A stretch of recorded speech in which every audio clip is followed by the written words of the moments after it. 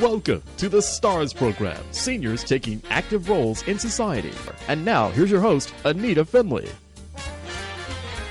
So we now are going to talk to one of our favorite columnists, Richard Lederer. He's unique, probably in the world. And if you want to read his columns, every month it's something very different. It tries to work with that particular month, whether it's St. Patrick's Day or now with the coronavirus.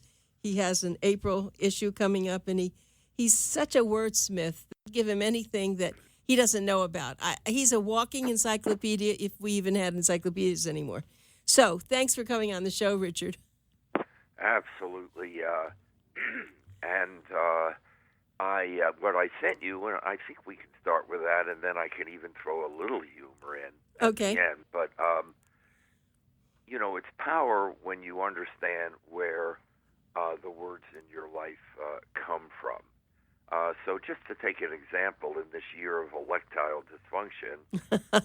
Electile dysfunction, I love that. The word candidate, incandescent candle. What happened is those earlier candidates, candidati, from Latin, they would wear white togas. White was the color of probity and purity and honesty, and chalk them whiter than white, and go to the forum surrounded by their sectatores, meaning their assistants, cronies, whatever. And from that, we get the idea of incandescent candle and all of those. And it's just helpful to know that kind of thing. And, of course, the word politics, I don't know if I've done it on the show. I don't think so. But, again, it's helpful to know what that means. So, Anita, just asking, when you hear poly as a word part, poly, do you think of a particular meaning, as in polytheism and polygamy, poly? Yeah.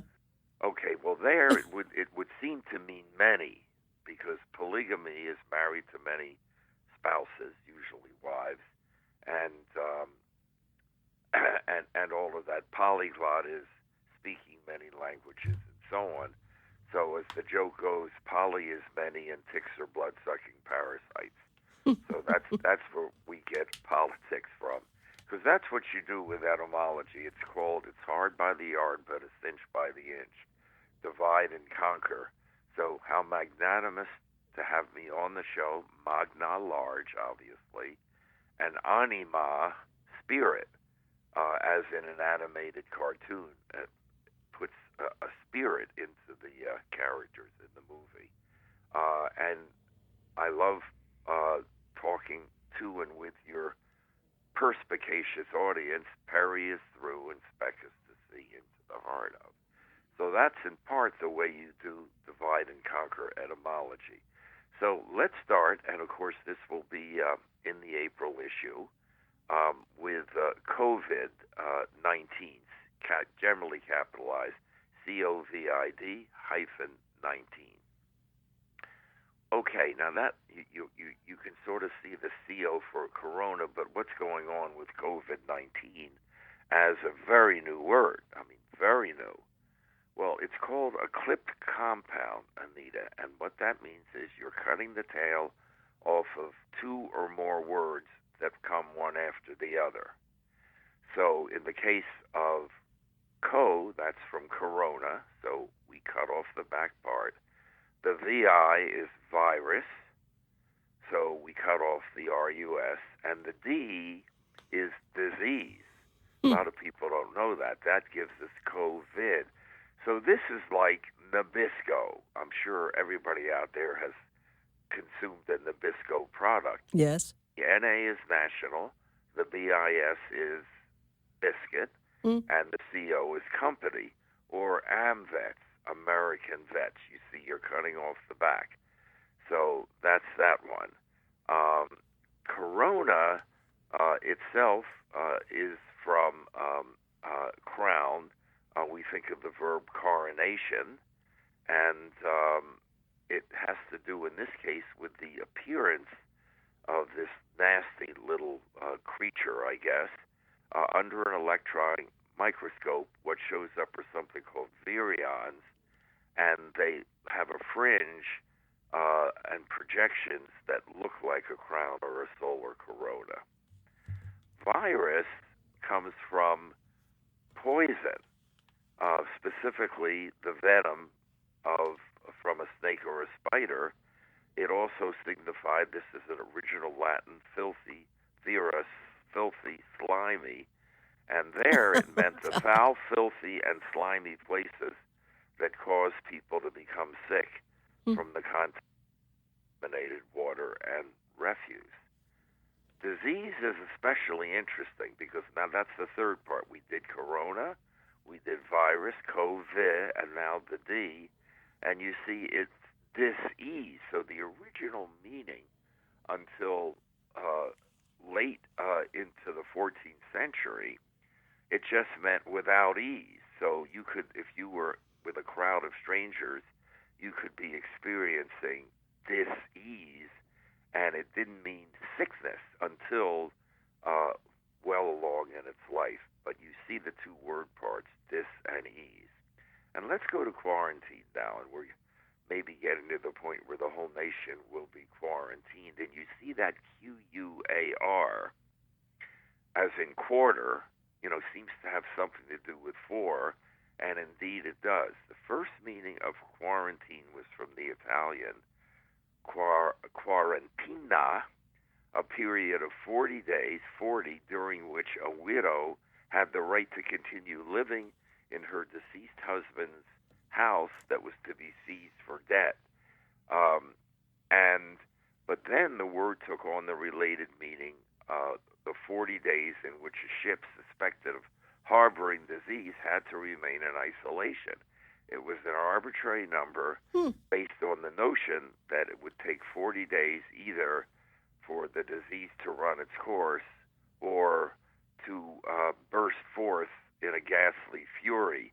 So that was the idea. And now when we say quarantine, it has nothing to do with 40. It just means a period of sequestering and isolation. Incidentally, speaking about quarantine, Anita, have you tried this new drink they have called the Quarantini? Oh, please. No. No, it's interesting. Well, it tastes great, but you can drink it only in your home alone. And just what? Oh, and of course I do this because I love that laughter that bursts from your gracious hostess here. I now, see. One other to get the laugh. Mm-hmm. I can give you proof on this show right now that God has a sense of humor. Would you like me to prove it? Absolutely. Okay. You're aware that gas prices are rock bottom, but hardly anybody's driving. Okay. That's true. It is. Right here are these great prices, but I hardly go out in my car, and there it is. You're really right, but that is it is ironic too. But yeah. I-95, I usually stay off it from 4:00 on. But yesterday I did get on it, and it was amazing. There was no bumper-to-bumper traffic, but that's right. The prices of gas are down, and nobody's driving. That's a good one. That's very good. So somebody there has a sense of humor. Yes. And her name is Anita. Anita Finley. Yeah. So wait, I'd like to ask you a little bit. Well, I don't hear much about California and what's going on. Of course, San Diego too. Do you have any reported illness there? Some, yes. And remember, we're near some of those military bases. Wow. New York and Washington State, and in the New York area seem to be the hot spots. But here, life is very much disrupted. Any meeting of 50 people or more is banned. Right. Definitely, especially folks our age, are urged to stay inside. I did play tennis last night. I think you're far enough apart. It's out in the open. Yeah, that's interesting. I did play doubles at our club.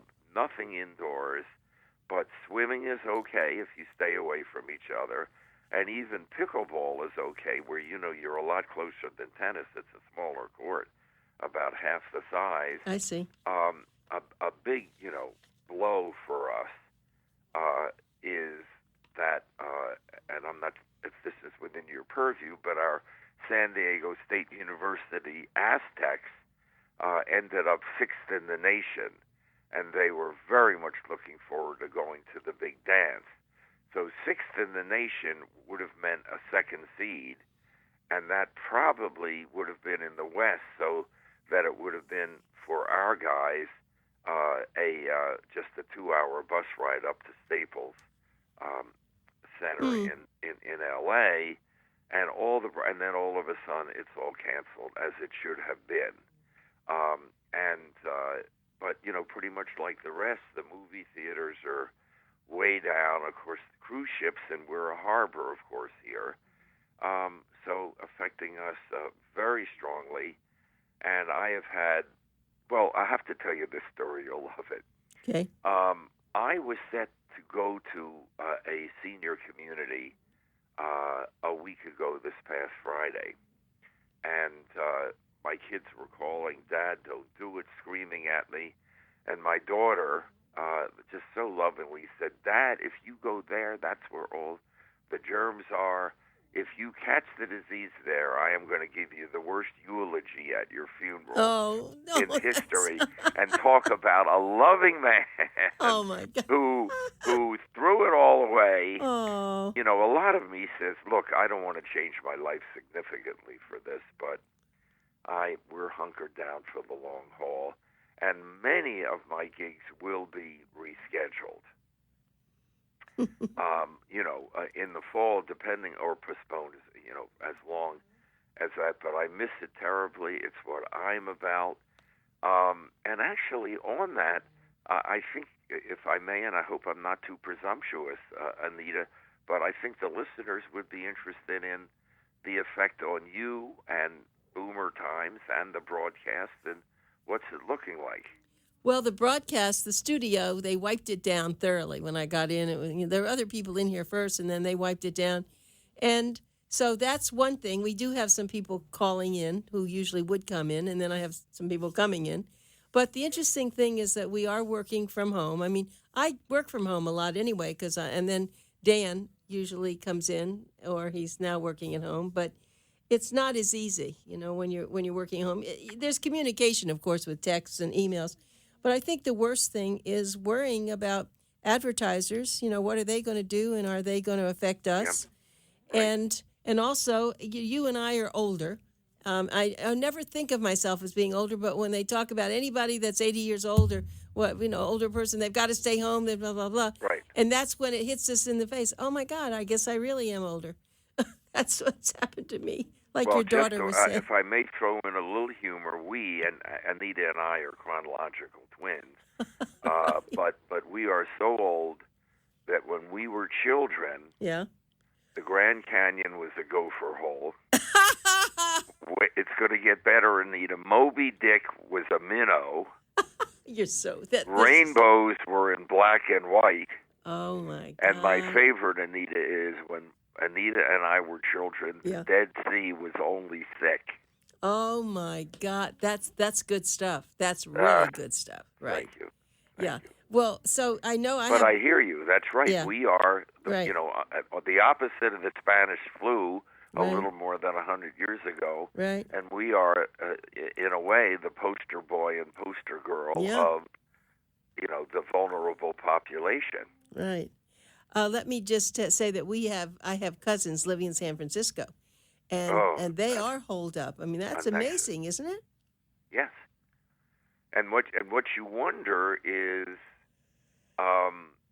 is this the new normal? And I mean, not just for this year. Are we going to get more of these? Is there a connection to global warming? I have no proof of that.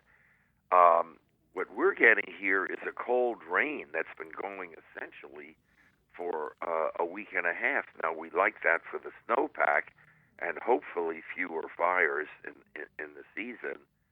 But we wonder about the virus and how does it react to cold, wet weather, and nobody knows. It's so new. Yeah. I've heard people say it's when the sun comes in the summer, it's going to go away. But do we really know that? And here's, if I may add to that, young lady, remember that when it broke, it was essentially summer in Australia, in that other, the lower part of the planet. Uh-huh. And I don't think it hit hard, but it hit during their summer. So a little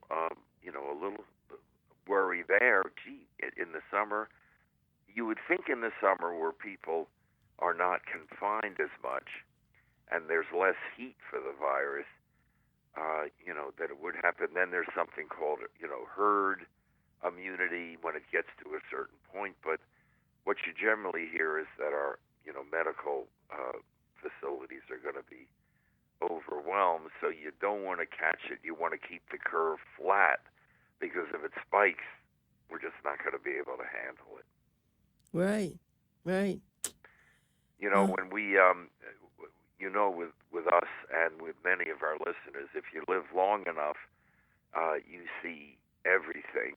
And this has come along, and in my respectful view, humble view, could be the most impactful event of our lives. And I have to say, even more than the horrors of 9/11, because,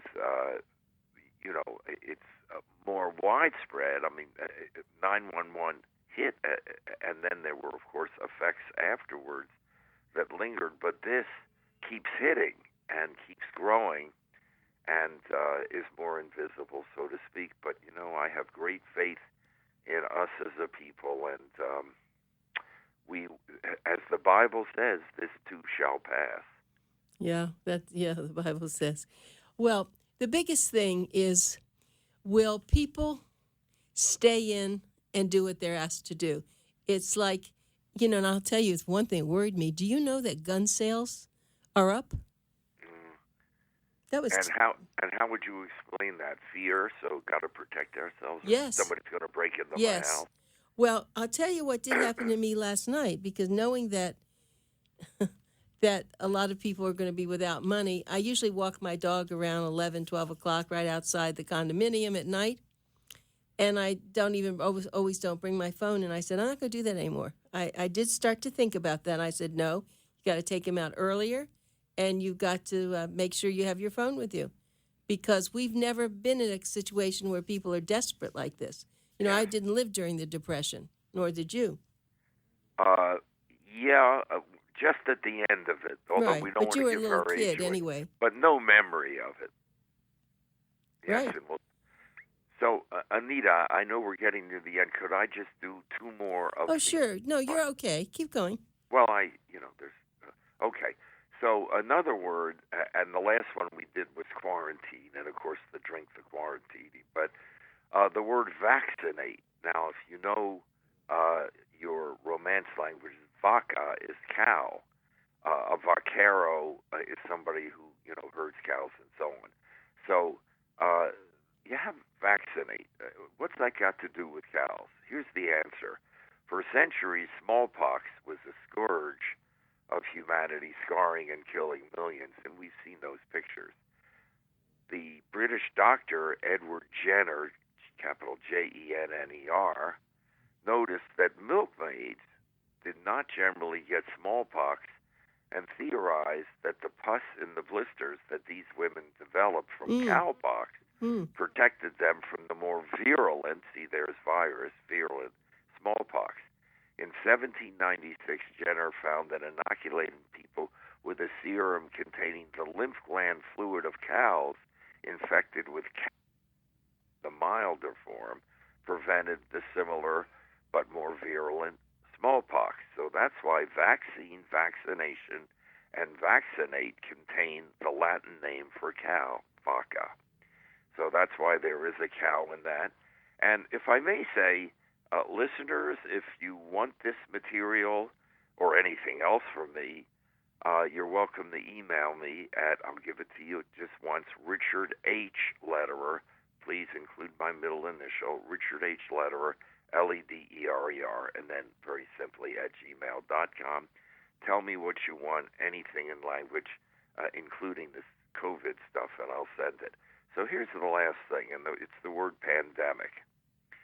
Obviously, it started, and it's considered now a global pandemic. What's a little scary, Anita, is that we don't hear anything about Russia, and we don't hear anything about Africa. Just to take two examples. No, I think Africa, didn't they just say now that they have some cases there? Yes, they do, but the reporting is, the whole middle of it is just a blank.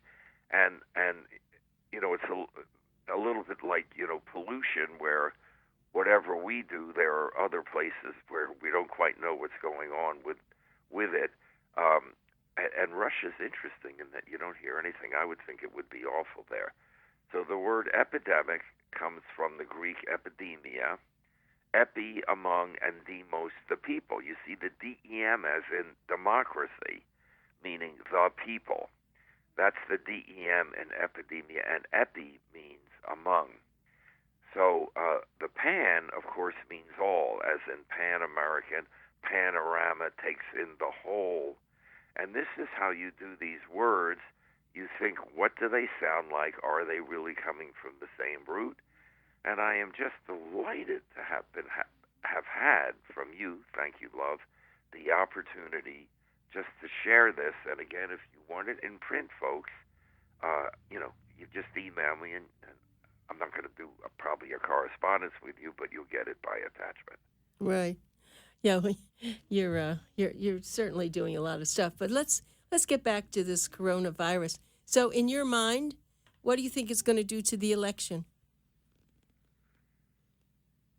Without getting political, we don't want to get political, but that's why I'm hesitating.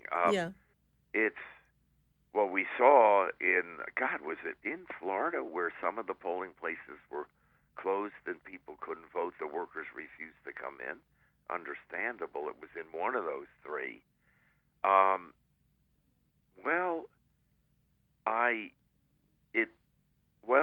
Who knows by November, I think it's November 3rd, what will happen. It could depress turnout. I think people will make judgments about the handling of this from President Donald Trump and the statements from the candidates on the Democratic side, and that appears to be Joe Biden, but, still could be Bernie Sanders, I guess. And I think this will be a major issue. So, I think it will have an effect. And, of course, the economy, which it's damaged, all of the gains during President Trump's administration are wiped out now, as I understand it, although it does go up and down madly. But in my view, and certainly, Donald Trump didn't bring the virus, but I think it could affect his chances. I don't know. That's maybe political, but I'm not favoring anybody there. I'm just saying this is how I see it. Right. Well, I just think that I hope that the government, the Senate, the Congress, everyone gets together for the good of the country, no matter what their political bent is, right. Because it is very serious. And, when you look at Italy and what's happened there, I mean, for heaven's sakes, that is hard to believe, isn't it? A country like Italy and what they're going through? It's hard to believe, and they've taken a lot of steps, and they're ahead of us on the chronology, and it could be a presaging of what happens to us, and we will see. Remember, SARS burned out a lot earlier than they thought, but this one just seems to be different. It's more contagious. It seems to be a lower percentage of deaths. And now, I just read this morning that it appeared as though very young people were relatively immune, but now they're finding with very, very young people, babies. Really? Yes. I didn't hear that. That they are vulnerable. Oh, my goodness. And then, you have to watch out where the child, incidentally, our schools are closed right through the end of the academic year. So, really? Right through the academic year, which is what, May? Through May? Yeah, May. No, actually in the June. Oh, yeah, my they're gosh. closed in California. Oh, my heavens. And I guess they're doing it everywhere, too, aren't they? pretty much. And then what you have, and of course, the knowledge as well as, and then so now the kids are home, and school-age kids don't seem to be that vulnerable, but if they go and visit grandma, right, they're carriers, even right. if they don't get it. Yeah, that's strange, too, isn't it, that they can be a carrier and not really have it? Exactly. Although, remember, that was about 100 years ago, typhoid Mary, the woman who was a cook, can't remember her last name, who was just anybody she was near got typhoid, and she didn't. But she was what's called a super carrier, and ultimately they had to forcibly isolate her. I mean, she denied it, but the patterns were clear. And now a typhoid Mary means anybody, that is going to just spread something very bad as a typhoid Mary. Amazing, Everybody, isn't it? but this again is how these expressions. Yeah, I guess so. I want to tell everybody, if you would really make sure you go into all the Boomer Times, and you'll see Richard Lederer's column. You can actually write him at richardlederer@gmail.com, or Excuse me, I'm sorry. It's Richard H. Lederer. You're absolutely right. You're absolutely right. I missed that one. Sorry, Richard H. That's what I have to call you. Hi, Richard H. That's my point. It sneaks into the middle because some idiot named Richard Lederer already had that one. Okay, so it's richardhlederer@gmail.com. But the most important thing is for you to read his columns, laugh with all of us. He is really so brilliant. I don't think there's anyone like him in the United States, and we're so privileged to have him on the radio, but mostly that he writes every month. And so thank you.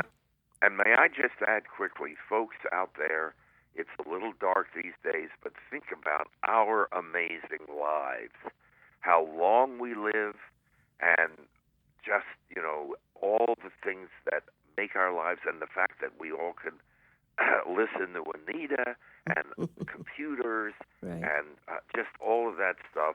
Yes. And this too shall pass. That's right. Stay home and think about all this, and just that's great. Thank you, Richard. I appreciate your jumping in like you did today. All right, be safe. Bye.